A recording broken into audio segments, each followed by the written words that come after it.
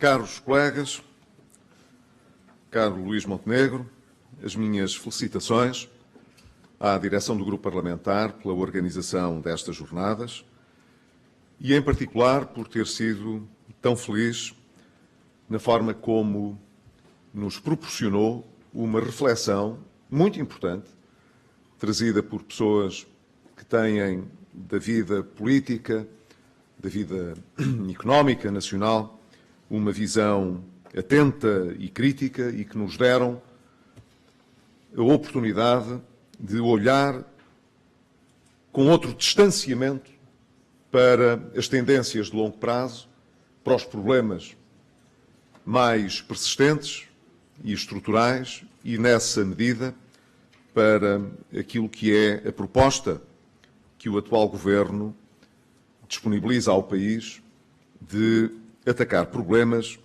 e de política económica e orçamental.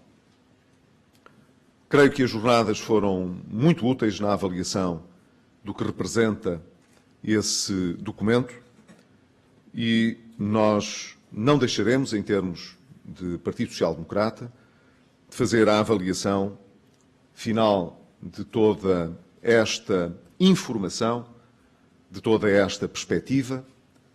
Na próxima segunda-feira teremos uma reunião da Comissão Permanente Nacional para determinar o sentido de voto do PSD nesta matéria e eu próprio terei a ocasião de informar o Grupo Parlamentar, ainda na segunda-feira de manhã, da conclusão que a Comissão Política Nacional vier a alcançar neste domínio. Mas não preciso da reunião de segunda-feira para poder dizer aquilo que vou dizer agora. Em primeiro lugar, que uma política orçamental é sempre um instrumento que está ao serviço de uma estratégia económica e financeira de um governo. Que essa estratégia só pode ser avaliada e só ganha sentido quando colocada no contexto do médio e do longo prazo. Não nos interessa estar a ver apenas as soluções ou os caminhos de muito curto prazo. Interessa-nos ver o que é que isso significa num contexto mais alargado. E, objetivamente, uma política orçamental não pode deixar de corresponder também à leitura que se faz daquilo que são as restrições macroeconómicas, aquilo que é o contexto da política envolvente, interna e externa, em termos de ameaças e de oportunidades.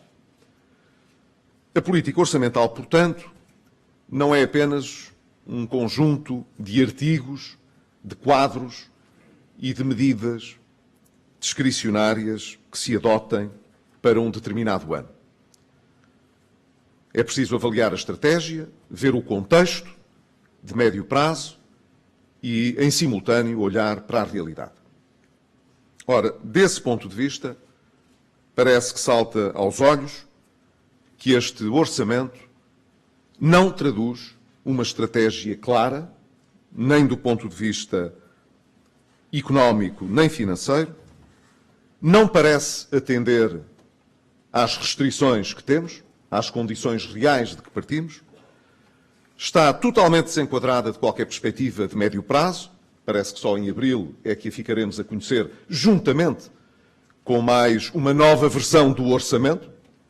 Já vamos na terceira, teremos a quarta versão do orçamento. Parece muito claro que aquilo que o Parlamento vai aprovar não é o verdadeiro orçamento. O verdadeiro orçamento ainda ficará a aguardar a estratégia de médio prazo e o tal plano B, que já não é B, já não é C, é o D ou o E, que o Governo vai negociar com os parceiros europeus. Tudo o que foi até hoje apresentado como motivação para um quadro económico e financeiro diferente não tem consistência. Já aqui foi dito, foi justamente o mesmo motivo que foi invocado para derrubar o governo que nasceu das eleições, sem qualquer benefício de dúvida do Parlamento, sem qualquer negociação, nem orçamental de curto prazo, nem de médio, nem de longo prazo. E foi esta. É preciso acabar com a austeridade e é preciso mudar o modelo de desenvolvimento do crescimento português. E isso, evidentemente, o governo que saiu das eleições com o voto dos portugueses, aos olhos daqueles que derrubaram esse governo, não tinha.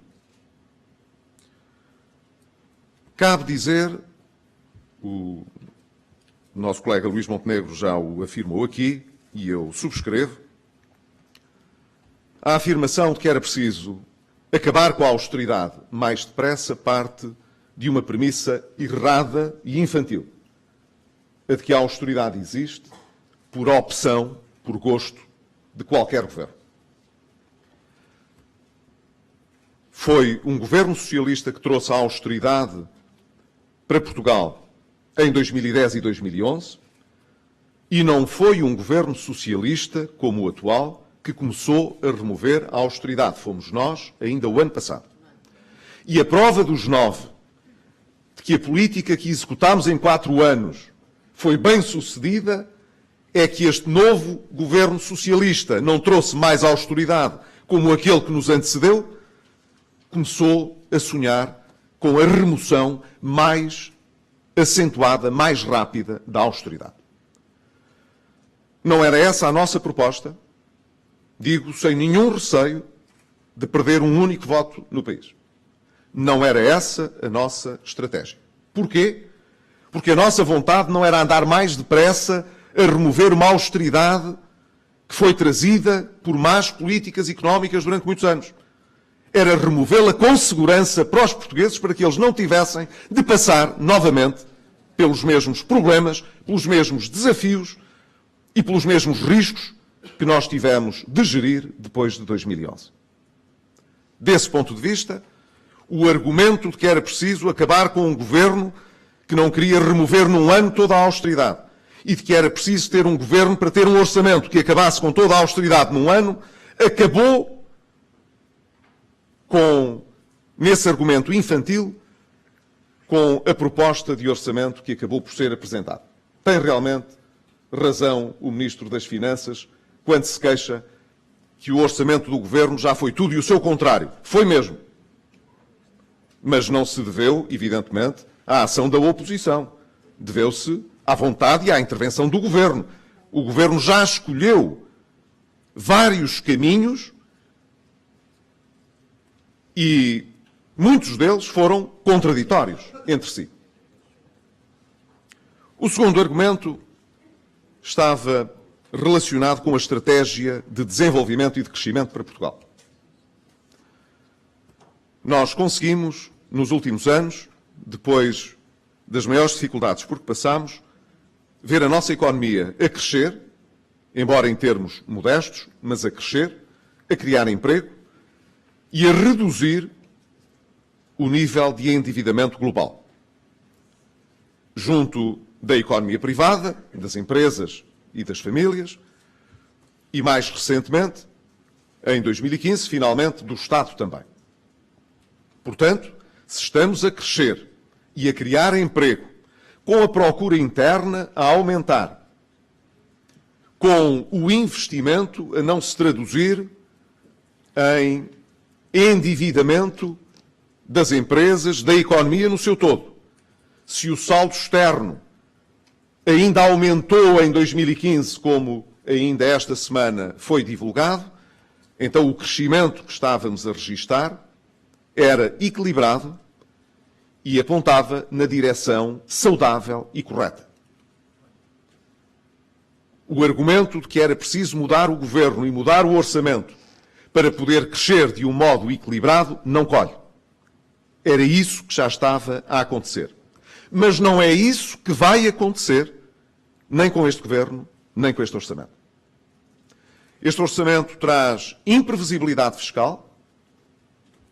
Não sabemos que novos arranjos fiscais serão adotados em abril, ou até ao final do ano, ou para 2017 e anos seguintes, e desse ponto de vista, O Governo, cada vez que abre a boca, ameaça os contribuintes, os investidores e os agentes económicos.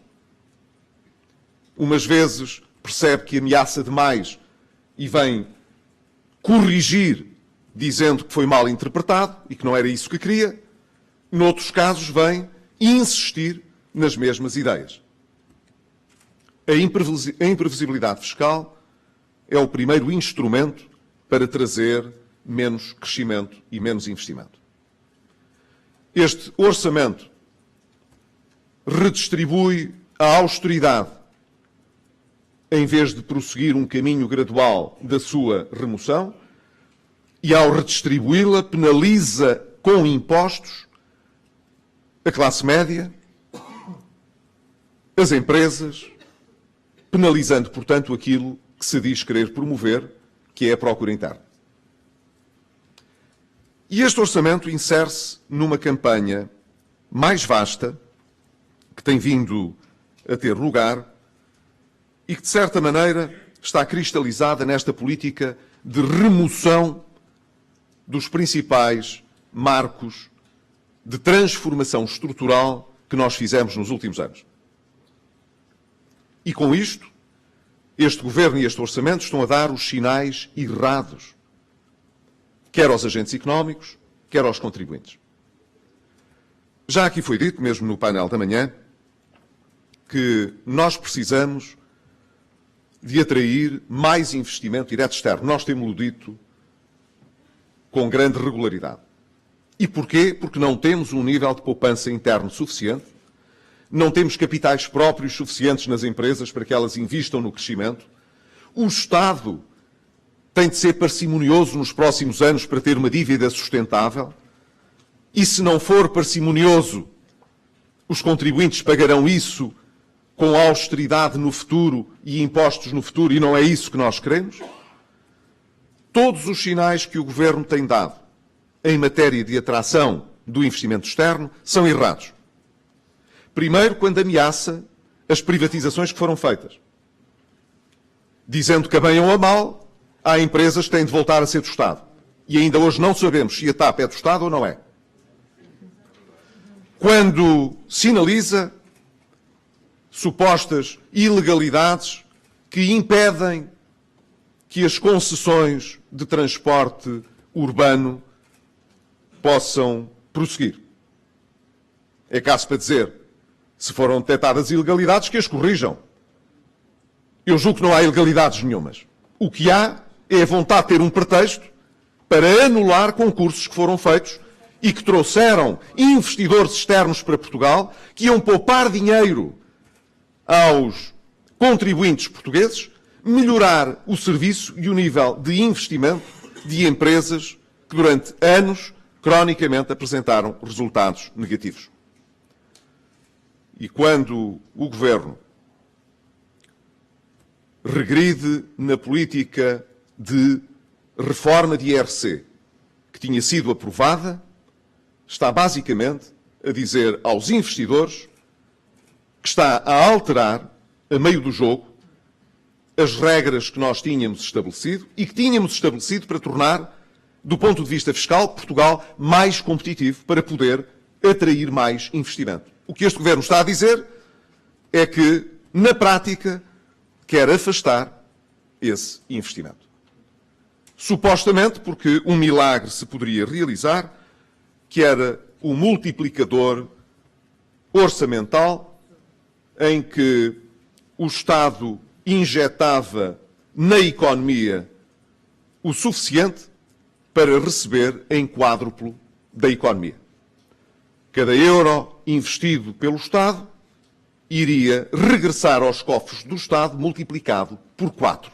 Não se está mesmo a ver? Porque é que esta ideia não ocorreu a outros socialistas noutras épocas? Como se a solução para a falta de dinheiro fosse gastar mais dinheiro. Os socialistas, enquanto há dinheiro, gastam-no. Quando não há dinheiro, fazem o milagre da multiplicação.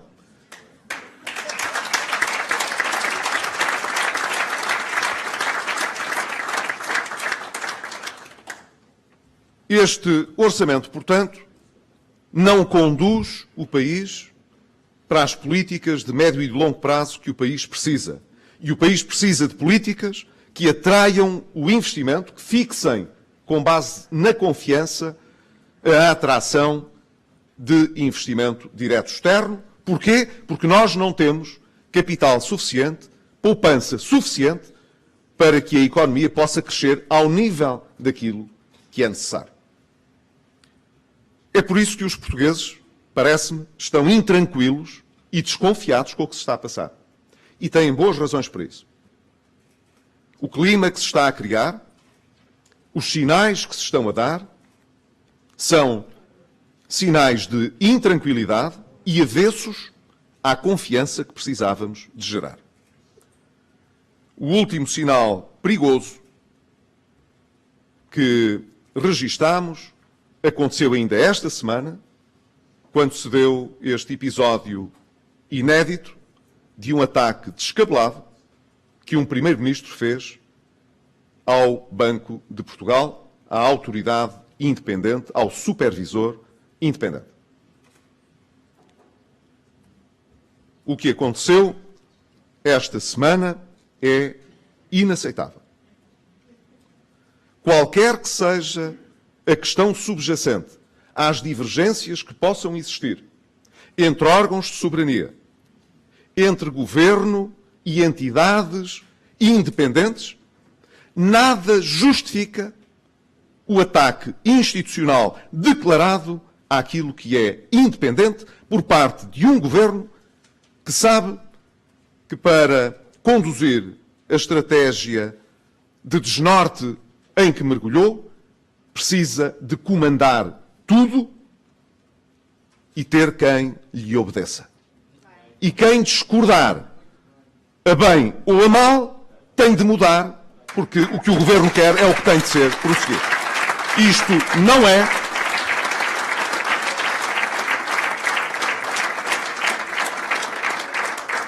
Isto não é uma democracia com os pesos e contrapesos que são necessários, com a divisão de poderes que é necessária, com a limitação das competências que são necessárias a uma sociedade plural e equilibrada. Nós vamos ouvindo, à medida que os meses passam, várias manifestações desta falta de cultura democrática. O Presidente da República, ainda em exercício de funções, parece-me que às vezes há pessoas que se esquecem que o Presidente da República, Cavaco Silva, ainda é Presidente da República. O Presidente da República, que está em funções, foi provavelmente dos Presidentes da República mais atacados em Portugal pelos partidos políticos de maior radicalismo e populismo em Portugal. Mas também pelo Partido Socialista. O Partido Socialista tem-se comportado de forma muito próxima com esses partidos, dentro da lógica do eu quero, posso e mando. E são muito tolerantes quando se concorda com eles. Quando não se concordam com eles, não são tolerantes e atacam violentamente as instituições. Este comportamento não pode continuar. Ainda para mais, porque não é sequer um comportamento corajoso. É o comportamento de quem atira a pedra, atira a pedrada e depois quer esconder a mão. Atira a pedrada dizendo que não é aceitável e não é responsável que o Banco de Portugal não ponha em prática a solução que o Governo quer, mas depois vem dizer, mas claro, é uma entidade independente, claro, nós não podemos mexer-lhe, claro, nós não podemos, senão, negociar com eles. Mas depois pede-se ao líder parlamentar para convidar o governador a sair pelo seu pé.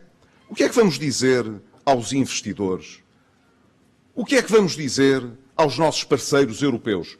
Que nos estamos a transformar num país em que todos os que não concordam connosco têm de ser removidos ou pôr o seu lugar à disposição, porque só aceitamos a unicidade da decisão que o Governo tomou?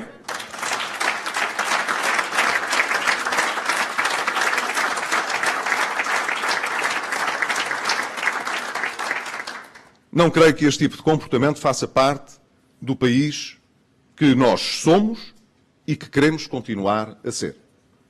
Enquanto fui Primeiro-Ministro, discordei muitas vezes das decisões de outras autoridades e de outros órgãos de soberania. Nunca deixei de as respeitar. Podemos discordar, mas temos de respeitar.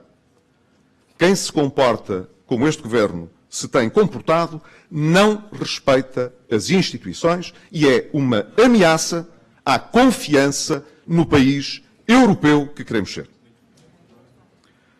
Mas este orçamento, em particular, traz vulnerabilidades ao país que são imperdoáveis.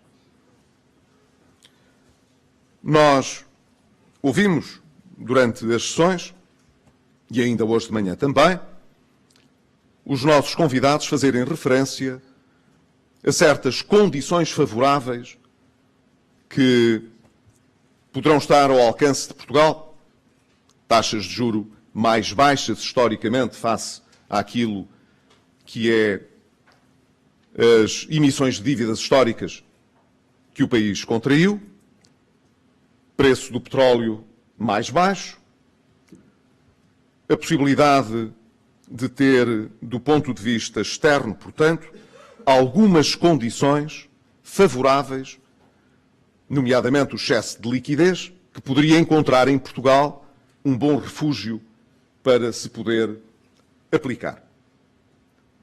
Mas é evidente também que o contexto externo também comporta ameaças. Vou enumerar algumas que me parece que não podem ser desprezadas. Nós temos, hoje em dia, entre os países que são nossos parceiros comerciais, algumas situações de debilidade que não são conjunturais. Em Angola, como no Brasil, a crise económica não é passageira.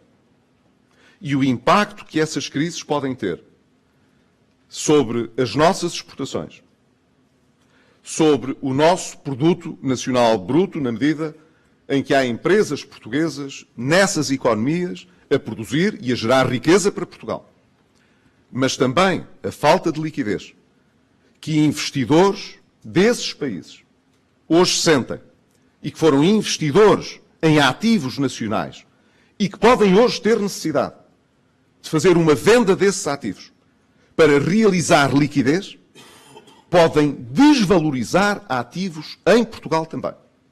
E isso pode agravar a circunstância de muitas empresas ou até ao nível do sistema financeiro.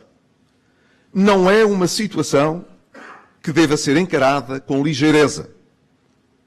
É uma situação que deve ser acompanhada de muito perto, com alguma preocupação. Temos também, no contexto europeu, várias incertezas que não ajudam à tranquilidade dos mercados. Não sabemos ainda se vai ser possível hoje, no Conselho Europeu, chegar a um entendimento para evitar uma saída do Reino Unido da União Europeia. Não sabemos. Não há sequer uma noção sobre se a probabilidade de se chegar a um acordo é elevada ou não. Depois de tudo o que se passou, pelas informações que estão disponíveis ao longo desta madrugada, continua difícil de se perspectivar um acordo que possa ser estabelecido ao nível do Conselho Europeu e das instituições europeias com o Reino Unido. E há a dúvida de que, mesmo a existir esse acordo, ele seja suficiente para evitar que o Reino Unido, em referendo, decida abandonar a União Europeia. E isso cria uma incerteza sobre o futuro da Europa muito grande. Mas o que se está a passar noutros países, nomeadamente em Espanha, aqui ao nosso lado, é ainda um fator de perturbação. A Espanha está a passar por uma circunstância parecida, que não igual àquela que nós vivemos, onde, manifestamente, as ambições partidárias e pessoais pontuam mais do que o interesse nacional. Não é claro o que é que vai acontecer em Espanha. Mas é claro que se em Espanha se correrem riscos como estão a correr em Portugal, esses riscos vão passar para a economia e a Espanha é o nosso primeiro parceiro comercial. Se há alguma coisa a abrandar em Espanha, isso vai sentir-se em Portugal. E, finalmente, a Grécia. A Grécia continua sem conseguir fechar as suas avaliações de forma adequada. Está ainda em discussão o que se está,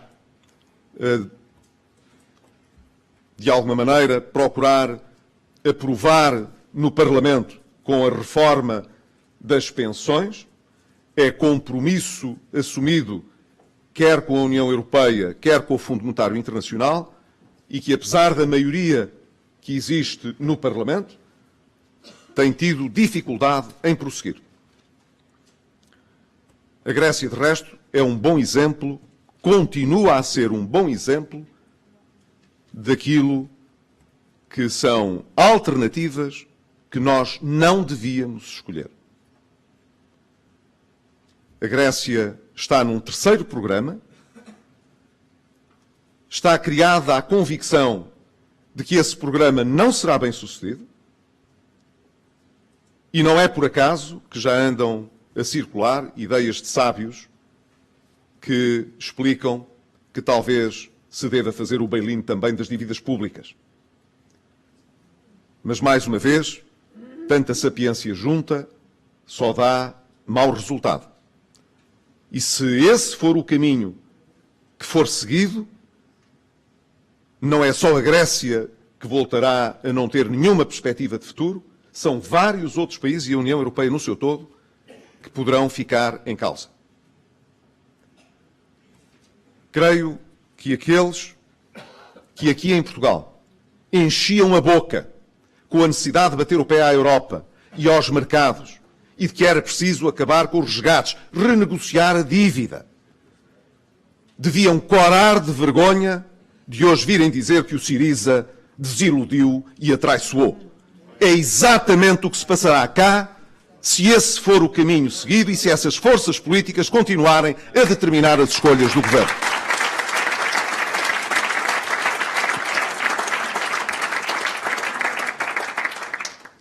Parece claro também que a própria situação que se vive com as migrações e com a crise dos refugiados, como muito bem ontem ficou ilustrado, é uma ameaça forte no espaço europeu. Sabemos que Schengen, como existia, é uma miragem. Muito provavelmente será necessário reconstruir o espaço Schengen. E se não for possível reconstruí-lo, a Europa, como a conhecemos, tem os dias contados.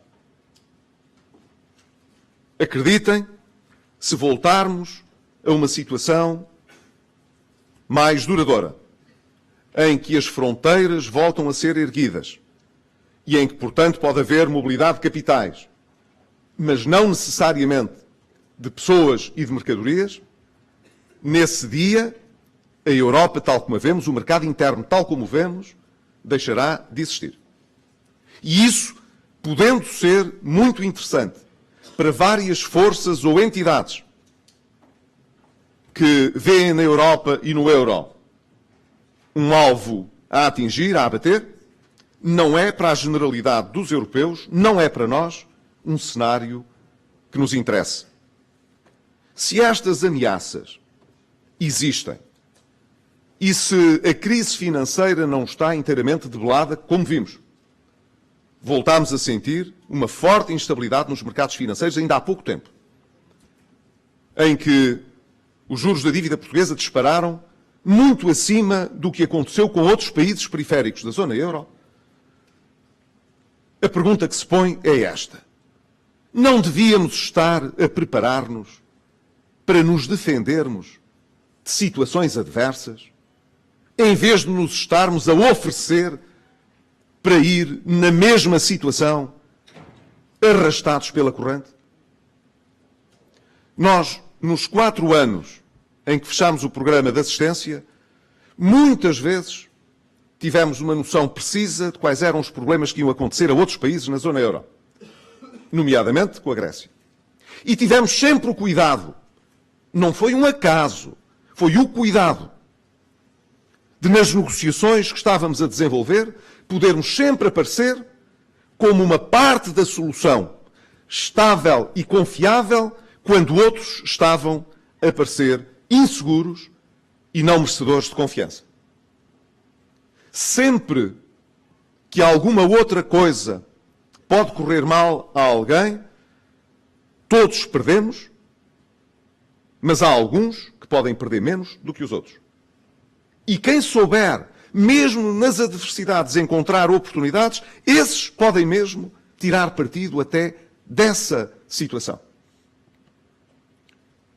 Na verdade, nós estamos hoje numa situação vulnerável apenas porque um governo e uma maioria no Parlamento entendeu que nós não devíamos governar e que o que era preciso era desbaratar as condições que todos os portugueses tinham conseguido amealhar durante 4 anos de sacrifícios. É à procura de eleições? É à procura de uma crise que impeça aos portugueses de terem uma noção completa de quais são as consequências que estas políticas vão ter no médio prazo? Não me ponho a fazer adivinhações. Mas posso garantir, com a experiência que tenho, que um governo que está preocupado em construir um futuro nos 4 anos seguintes de uma legislatura não gasta todas as vantagens que tem no bolso, não usa todos os cartuchos que tem à sua disposição, não descarrega uma cartucheira à espera de um efeito imediato. Aquilo que está a acontecer é um governo sem estratégia de futuro para o país, que está a colocar Portugal e os portugueses em risco apenas porque quer mostrar que, historicamente, não é responsável pelo que aconteceu a Portugal em 2011 e de que a política que tivemos nos últimos anos podia ter sido evitada se o governo quisesse. Quem age nestes termos não está a beneficiar o futuro do país e é duvidoso que se possa beneficiar a si próprio no médio prazo. Veremos se este governo acredita no exercício orçamental que apresentou. Eu tenho dúvidas. E sendo um orçamento um compromisso de partida, tem certas premissas e depois anuncia um conjunto de intenções. Já sabemos que este não era o orçamento que o governo queria. Será o orçamento que o governo vai executar? Ou vai fazer de conta, como faz com as instituições independentes?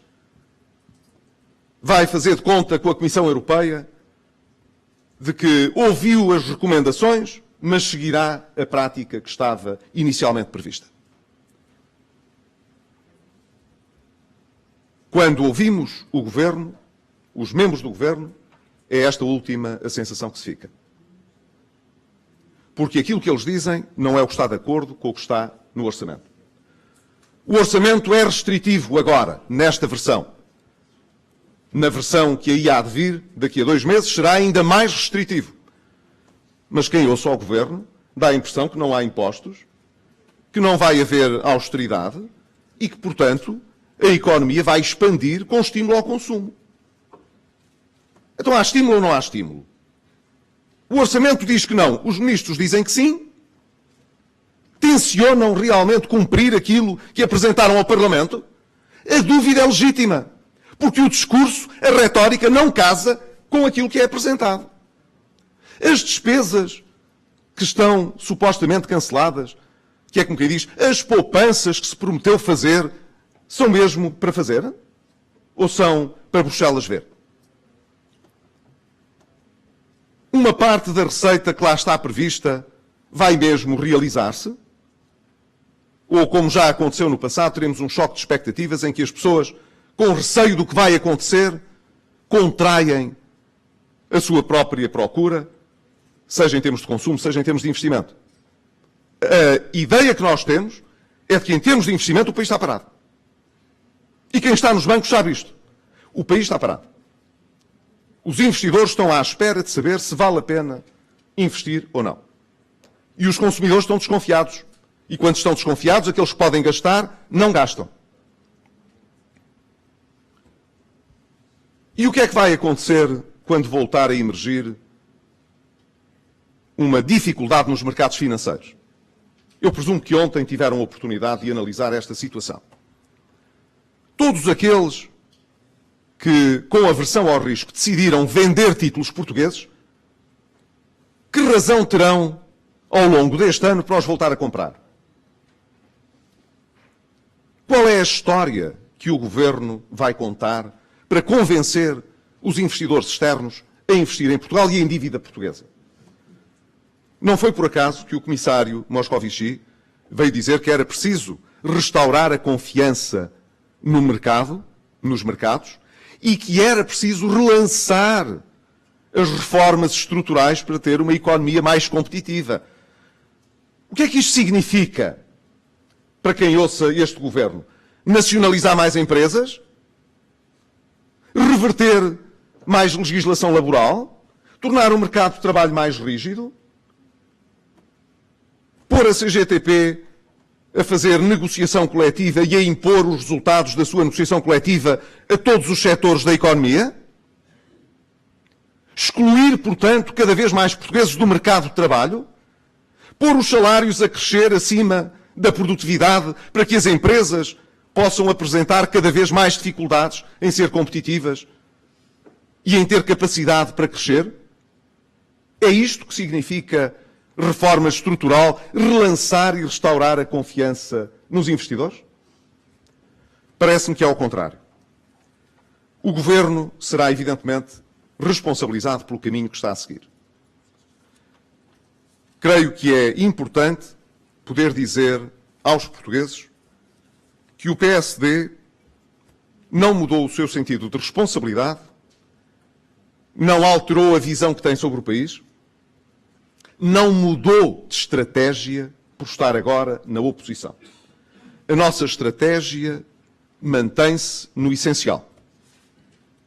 Nós sabemos que quando a política económica e financeira não atende às restrições reais, dá asneira.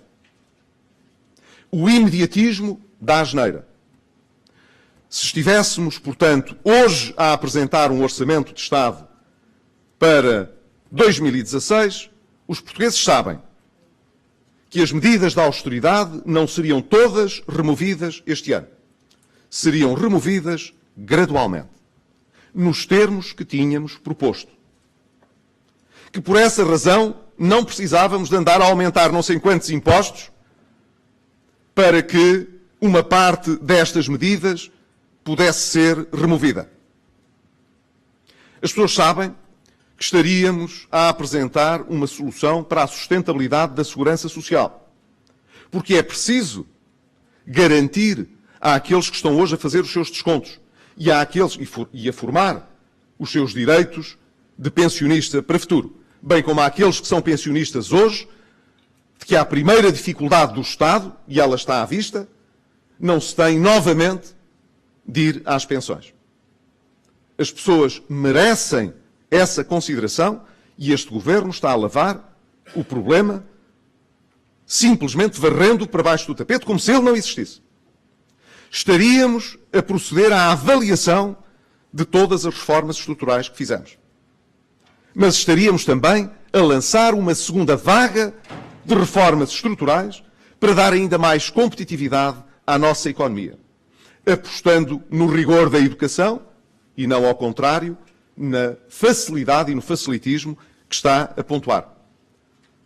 Mantendo os jovens mais ligados à escola, continuando a fazer baixar a taxa de abandono escolar precoce, que passou de mais de 28%, quase 30%, portanto, em 2010, para 13,7% em 2015.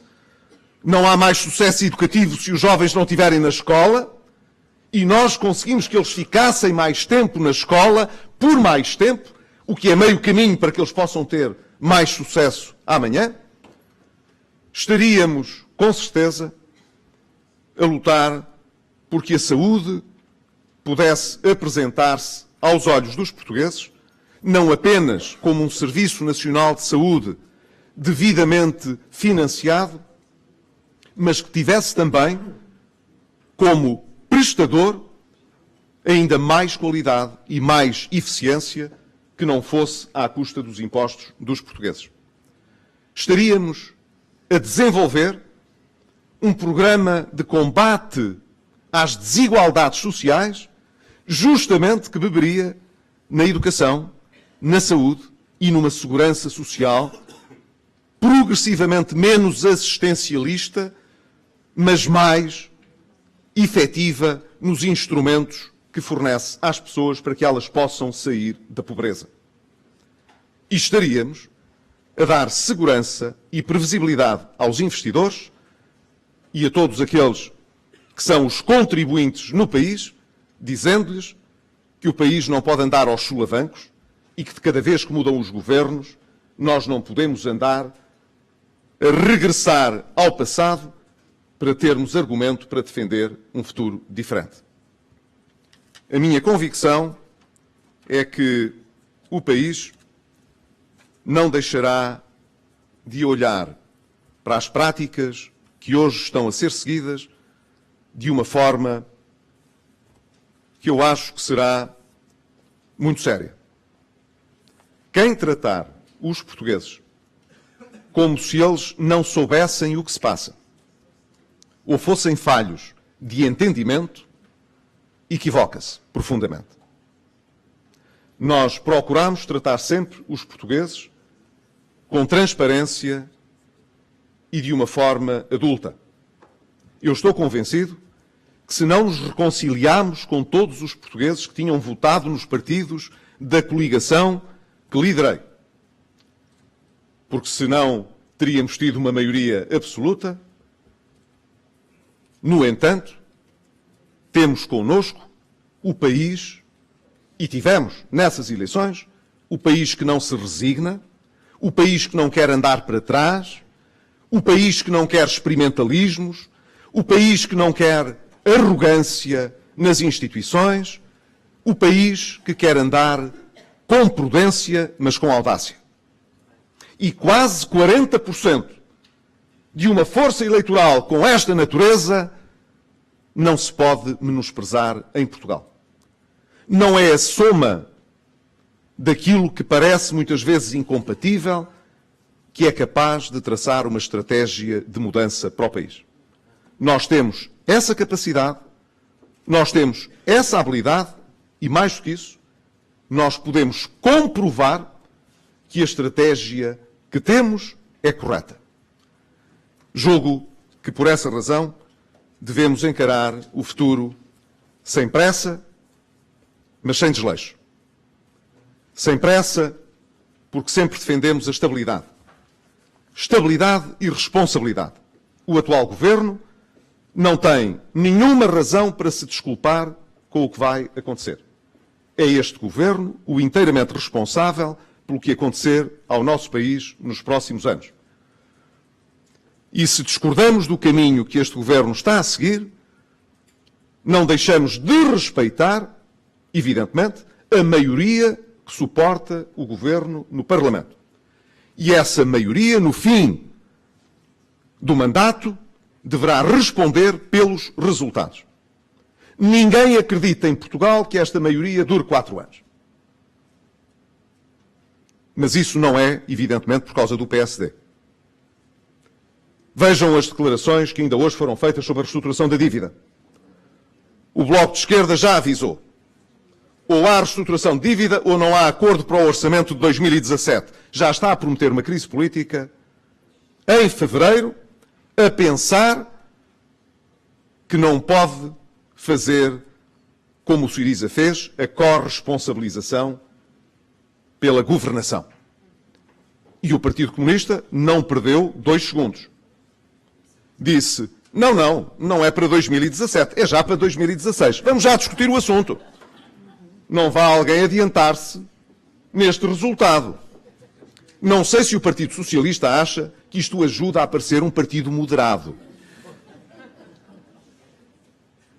Veremos como é que essa negociação avança.